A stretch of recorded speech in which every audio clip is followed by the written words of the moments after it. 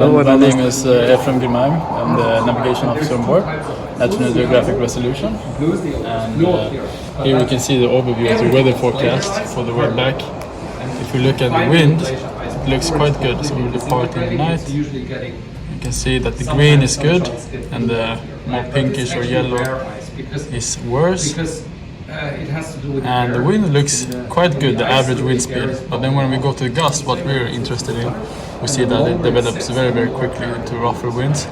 So on the second day, when we go up from the Antarctica, it'll be quite rough, as we can see, 35, 40 knots. Oh, that's 40 knots? Yeah, 40 knots.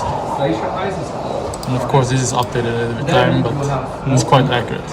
So we know that we have to secure everything very good according to our checklist.